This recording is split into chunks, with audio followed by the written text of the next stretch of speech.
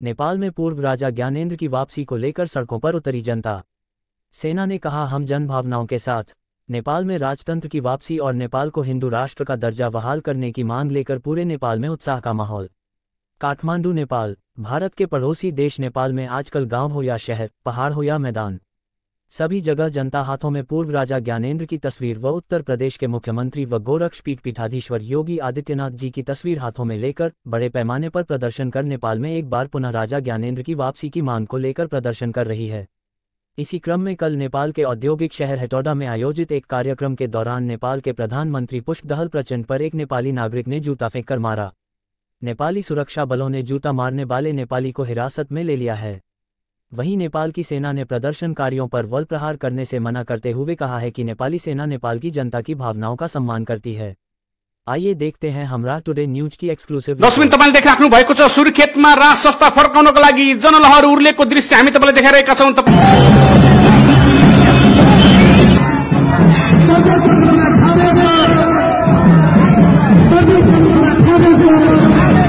केपी शर्मा ओलीजीलाई भन्न चाहन्छु, शेरबहादुर दाइलाई भन्न चाहन्छु, अब सुर्खेतको जनताबाट प्रत्यक्ष निर्वाचित कार्यकारी प्रधानमन्त्री हो तयार छ।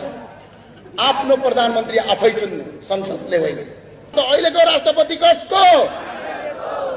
हुने आन्दोलनमा नेपाली सेनाको हतियार फर्किनेछ उतैतिर, नेपाली सेनाले गोली चलाउने छैन। तपाई ढुक्क हुनुहोस् आदरणीय जनसमुदाय, हामी सबैको नेता महाराजा धीराज सरकार हुनुहुन्छ। अब एउटा अन्तिम लडाई हुनेछ देश बचाउनका लागि। त्यो लडाईमा म पनि ज्यान गुमाउन सक्छु, म मर्न सक्छु यतै कतै जंगलहरुमा, खोला खोल्सी वा बगरहरुमा।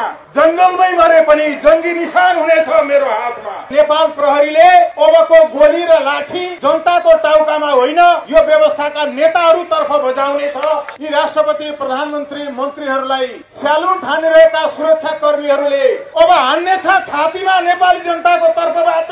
जुन दिन एउटा सैनिकले आफूले स्यालुट हानिरहेको नेतालाई गोली हान्नेछ छातीमा, म पर्खिरहेछु त्यो दिन। एउटा ड्राइभरले मन्त्री, प्रधानमन्त्री, राष्ट्रपति सहितको गाडी सोझै लगेर हालिदिनेछ कर्णालीमा। जसले देशलाई माया गर्दैन उसले कसैलाई माया गर्दैन। राजालाई साथ दिँदैन भने तपाईको प्रेमिकालाई आजै तपाईले छोडिदिनुहोस्। दरबारबाट पैसा लिएर खाने अनि एमालेहरुसँग मिलेर उप प्रधानमन्त्री हुँदै जाने यस्ताहरु पनि मुर्दाबाद, यस्ताहरु पनि मुर्दाबाद। एउटासँग सरकारमा मिलेर गएको नयाँ भन्नेहरु पनि भोलि अर्कैसँग सरकारमा मिलेर गएको, यो हो राजनीतिक वेश्यावृत्ति। विदेशी पैसा खाएर नेपाल बेच्ने भन्दा गाँजा खाने ठीक हो।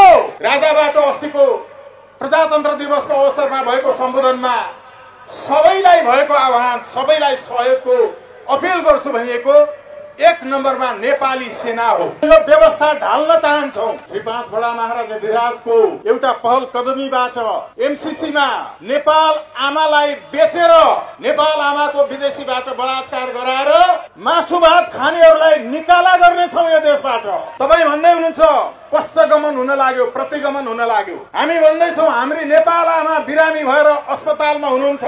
अस्पतालमा भर्ना गरिएकी आमालाई अस्पतालको शय्याबाट उताउतै खोलामा लगेर जलाउनु अग्रगमन हो तपाई भन्दै हुनुहुन्छ।